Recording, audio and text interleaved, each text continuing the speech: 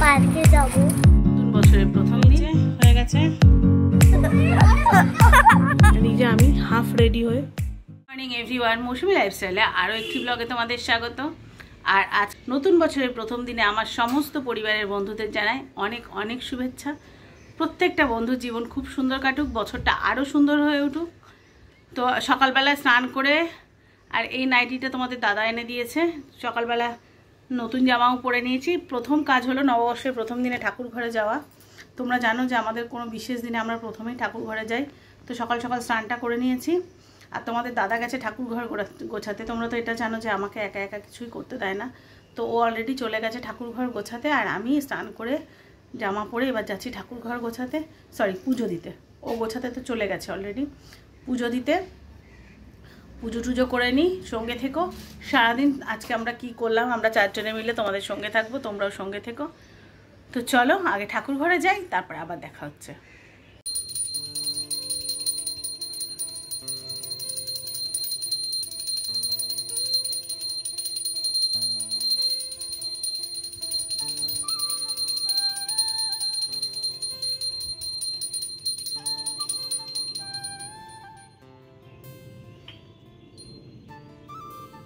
তো আমার পয়লা বৈশাখের পুজো সম্পন্ন। চলো সব ঠাকুরের ড্রেস দেখাই। আমার গোপাল সোনার জামা অবশ্য মাম কিনে এনেছে, কিন্তু বাকি সব ঠাকুরের জামা তোমাদের দাদা কিনে এনেছে। এই প্রথম ও মাপ মতো জামা কিন্তু কিনতে পারলো। এটা ফুলে ঢেকে গেছে, বোঝাতে পারছি না। প্রথম মাপ মতো একা একা সব ঠাকুরের পোশাক জামা কিনে এনেছে। ফুল মালা সব কিছু ওই কিনে এনেছে। যেমন গুরুদেব,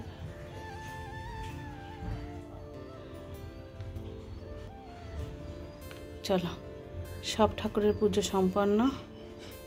এবার ঘরে যাই। সকাল সকাল তো পুজোটা হয়ে গেল, এবার রান্না বান্না সব বাকি আছে, সেগুলো শেষ করি। তো ঠাকুর পুজো দিয়ে চলে এসেছি এই ঘরে। এই ঘরটা মাম গুছিয়েছে, পরে মাম তোমাদের দেখাচ্ছে। আমি কি করতে এসেছি তোমাদের দেখাই। এই যে পায়েস করেছি। এখানে প্রথমে গোপালের জন্যই করা, এটা গোপালের জন্য তুলে নিয়েছি। এটা এক্সট্রা, এটা এখানে তুলে রাখবো বাচ্চাদের জন্য। আর এই যে গোপালেরটা হয়ে গেছে। তোমাদের দাদা বিশেষ দিনে গোপালকে একটুখানি পায়েস খাওয়াতে চেয়েছে, অতএব সেটা কেন বাদ দেবো। আমি তো পুজো টুজো করে এসেছি, এই পায়েসটা ও গোপালকে নিবেদন করবে, সেই জন্য করে আগে তুলে রাখলাম। এবার এটাকে রেখে আসবো, রেখে এসে আমাদের বাচ্চাদেরটা নামিয়ে নিয়ে এবার যাবো রান্না করে। চলো ঝটপট যাই, কারণ বেশ বেলা হয়ে গেছে। রান্না বান্না তো শেষ হয়ে গেছে, আর রান্না করতে আজকে খুব দেরি হয়ে গেছে, কারণ পুজো করে গোপালের রান্না করে তবে তো করলাম। তোমাদের সাথে অবশ্যই শেয়ার করব কি রান্না করেছি। তার আগে চলো তোমাদেরকে দেখাই। মাম আজকে সারাটা ঘর গুছিয়েছে। সেদিনকে তোমাদের বলেছিলাম যে আমি বিছানার চাদর বালিশের বার কিনেছি, তোমাদেরকে দেখাইনি। আজকে দেখাবো। মাম পেতেছে, সব কিছু গুছিয়েছে। চলো শেয়ার করি। এই ঘরে এই চাদরটা, আর ওই ওয়ারগুলো, এই বালিশের বারগুলো কেনা হয়েছে। আর হ্যাঁ, এই ঘরে এই চাদরটা মাম গুছিয়েছে। আর চলো তোমাদেরকে ওই ঘরটা দেখাই। সারা বাড়ি আজকে মাম গুছিয়েছে, দেখো লাইট জ্বালা সমস্ত কিছু। এখানে অবশ্য রান্নাবান্নাগুলো রেখেছি, সব কিছু মাম গুছিয়েছে। এই চাদরটা অবশ্য নতুন নয়, এটা পুরনো, তোমরা হয়তো আগে দেখে থাকবে। শুধু চাদরটা মাম বদলেছে। আর এখানটা বসেছিলাম বলে সোফাটা ঘেটে গেছে। তোমাদের দাদার জন্য এই স্যান্ডো গেঞ্জি আর হাফ প্যান্ট কেনা হয়েছে। এবার আর কিছু নেই, যাই হোক, এই ঘরে পরার গেঞ্জি। এবার আর কিনতে, এবার আর বেশি কিছু কিনিনি। হ্যাঁ, মিঠিরটা দেখাচ্ছি। চলো এই ঘরটা দেখাই, চল মা। এই ঘরটা মিঠি এসছে, দেখো সব ঘরটা পুরো মাম গুছিয়েছে। এখানটা এলোমেলো ছিল, মাম গুছিয়েছে, সব গুছিয়েছে, সব কিছু। এখানটা আমার ওষুধ টষুধ থাকে বলে এলোমেলো হয়েছিল, সেটা গুছিয়েছে। ড্রেসিং টেবিল গুছিয়েছে, এখানটায় অনেক সময় এলোমেলো দেখতে পাও, সব গুছিয়েছে। আর এই যে মিঠির জামা দেখতেই পাচ্ছ, হয় না প্লেন টেপ ফ্রক। এবারে এই প্রথম পয়লা বৈশাখে আমরা বেশি কিছু কিনলাম না। আর এই যে বিছানার চাদর, সঙ্গে এই বালিশের বার আলাদা করে কেনা, একসাথে নয়। আচ্ছা দাঁড়া, দূরে যাই। সুন্দর লাইটটা জ্বাল মা, লাইটটা জ্বাল। আলোর উল্টো দিকে বলে মনে হয় একটু এলোমেলো হয়ে যাচ্ছে। এই যে এটা একটু হালকা তো ম্যাচিং হয়েছে। হ্যাঁ, এটা ঘরের সাথে ম্যাচ করে মাম পছন্দ করে হ্যাঁ, নিয়েছে। হালকা একটু ম্যাচিং হয়েছে। ঘরের রং যেহেতু সবুজ, এটা মাম পছন্দ করে তার সাথে নিয়েছে। আর এই যে এই ফ্রকটা তো আছেই, আর একটা সেট কেনা হয়েছে। সেট না, আছে একটা হাফ প্যান্ট, একটা টি শার্ট আছে। ওইটা কাল অথবা কতদিন পরবো, ওটাও আছে। এই হ্যাঁ, মামের জন্য ওই হাফ প্যান্ট গেঞ্জি নেওয়া হয়েছে। আর আমার এই নাইটিটা নতুন, কিন্তু দাদা এনে দিয়েছিল বেশ কিছুদিন আগে। নাইটিগুলো কালার ফেড হয়ে গেছিলো বলে দাদা এনে দিয়েছিল। আর আমার একটু স্বভাব আছে তুলে তুলে রেখে পড়া, আজ না কাল, কাল না পরশু, সেই জন্য এই কদিন আর বেড টের করিনি। তো এই জামা কাপড় এবার পয়লা বৈশাখে কোনোবার এরকম করি না, এবার প্রথম এত কম, মানে যেটুকু না করলে নয়। চাদরগুলো সব ফেড হয়ে গেছিলো, বালিশের বারগুলো নষ্ট হয়ে গেছিলো, তাই বাধ্য কিনতে। আর বাচ্চাদের বছরকার দিনে একটা না দিলে খারাপ লাগে, তাই। আর ওর বাবার তো বুঝতেই পারছে ঘরে পড়ার ওইটুকু, ব্যাস। এই এবছর পয়লা বৈশাখে কিচ্ছু কেনাকাটা করেনি, সব টাকা আমার হসপিটালের পেছনেই চলে যাচ্ছে। মাইকটা সুন্দর। আর হ্যাঁ, বাচ্চাদের গোপাল শোনার জন্য তো কী জানো, পায়েস করেছি, দেখেইছ। আর বাচ্চাদের জন্য কি রান্না করেছি দাঁড়াও নিয়ে আসি, সব তোমাদের সাথে শেয়ার করছি। দেখো, প্রথমে ভেবেছিলাম মাংস ভাত রান্না করব, তারপরে ভাবলাম বছরকার দিন, চেষ্টা করেছি, জানি না কেমন হবে, তার আগে বেড়ে নিই তারপর দেখাই। তো এই যে হয়ে গেছে, আর এর সাথে প্লেন রায়তা। রায়তাটা এখনও কমপ্লিট করিনি, তলায় কেটে রেখেছি, মেশাবো। আর এখানে একটু চাটনি, ব্যাস। এই আজকে আমাদের রান্না। তোমার যদি কোনোদিন দিয়ে এই মনে হয়, আমি কিছু করিনি, খুব টেস্টি খাবার। খুব সাধারণভাবে করেছি, কোনো রকমের ঘরোয়া। চলো খেয়ে নেওয়া যাক।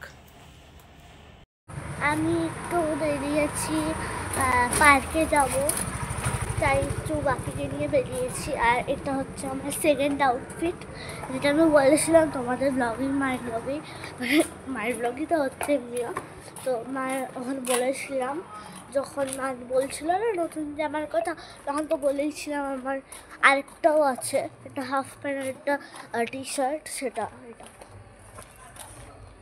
এটাই। সো পার্কে যাওয়া দেখা হচ্ছে।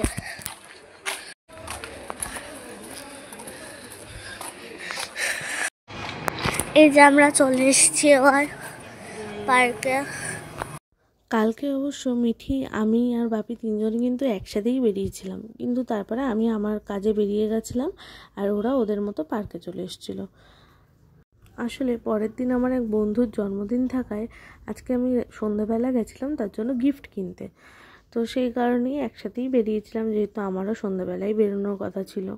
তো আমি আমার মতো বেরিয়ে চলে গেছিলাম গিফটের দোকানে। তো কি গিফট কিনেছি সেটা অবশ্য এখনও দেখানো হয়নি তোমাদের। অ্যাকচুয়ালি কী হয়েছে, আমি ভিডিও করতেই ভুলে গেছিলাম বাইরে বেরিয়ে। যাই হোক, তোমাদের না হয় মুখেই বলে দিই। আমরা 3টে বন্ধু মিলে ওই গিফটটা দিচ্ছি আমাদের ওই বন্ধুকে। তো 3জনে মিলে ডিসাইড করলাম কী দেবো, একটা তাই ফটো ফ্রেম দিলাম। কিন্তু ফটো ফ্রেমটা কিন্তু এমনি ফটো ফ্রেম নয়, ওটা হচ্ছে ফোল্ডেবল যে ফটো ফ্রেমগুলো হয়, একসাথে 2টো ফ্রেম থাকে, ফোল্ড করে রাখা যায়, ঠিক সেটাই।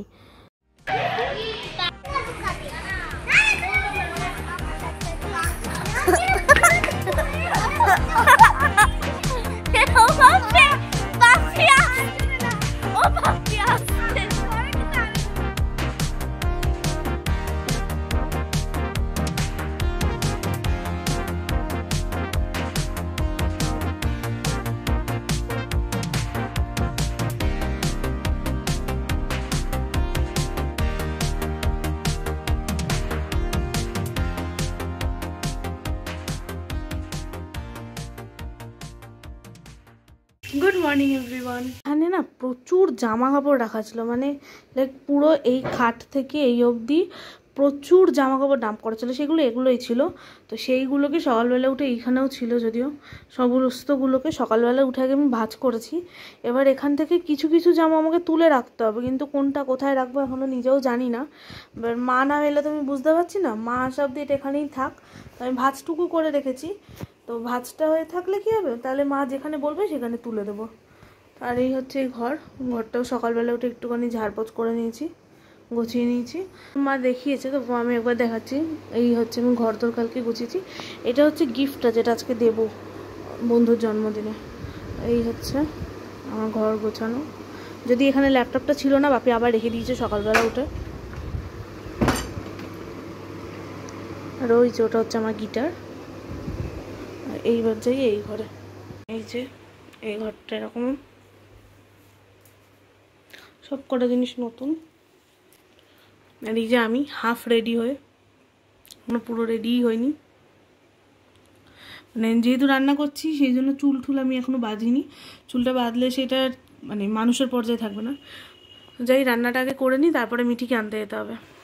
তো আজকে অলরেডি মা ডায়ালিসিসে চলে গেছে, আর আমি এখন রেডি হয়ে কেন আছি একটাই কারণে, আমি এখন একটু বেরোবো। আমার আজকে একটা বন্ধুর জন্মদিন, তো সেখানে অলরেডি সবাই পৌঁছেও গেছে। কিন্তু যেহেতু মায়ের ডায়ালিসিস আছে, আমার বলাই ছিল আমার দেরি হবে আসতে, হয়তো বলাই আছে, তো সেখানে কোনো প্রবলেম নেই। সবাই জানে মায়ের ডায়ালিসিস আছে, কোনো প্রবলেম নেই। তো হয়তো যেতাম না, কিন্তু যেহেতু অনেক পুরনো বন্ধু, তাই ভেবেছি যে যাই। আর মাও বলছে যে হ্যাঁ যা। তো সেই কারণে টুকটাক কিছু রান্না করতে চলেছি। রান্না হয়ে গেলে বেরিয়ে পড়বো। আর রান্না হয়ে গেলে না, মা এলে তারপরে বেরোবো। রান্না বলতে আগের দিনে রান্না করা ছিল, সেই আগের দিনে একটু ডাল করা ছিল। এবার সেই ডালটা হচ্ছে কি আছে, পুরোটা না আগের দিন খাওয়া হয়নি। এবার আছে সেটাকে এখন ডাল শুকনো বানাচ্ছি আর কি, ডাল শুকনো। আর ডিম আনতে হবে, ডিম নেই ঘরে একদমই। তো এখন আমি যাবো ডিম আনতে, আগে ডালটা বানাবো, তারপরে বেরোবো, ডিম আনবো, মিঠিকে একবারে নিয়ে আসবো। তারপরে মা বাড়ি এলে মায়ের যতটুকু যা গুছিয়ে দেওয়ার দরকার, স্নান করা অবধি থাকবো, থেকে আমি তারপরে বেরোবো। তো চলো, এর পরের পার্ট থেকে তোমরা দেখতে পাবে নেক্সট ভিডিওতে। এই ভিডিওটাকে আমি এখানেই শেষ করছি। আর ভিডিওটা যদি ভালো লেগে থাকে, লাইক কমেন্ট শেয়ার করে পাশে থেকো। দেখা হচ্ছে নেক্সট কোনো ভিডিওতে, ততক্ষণের জন্য সবাইকে টাটা।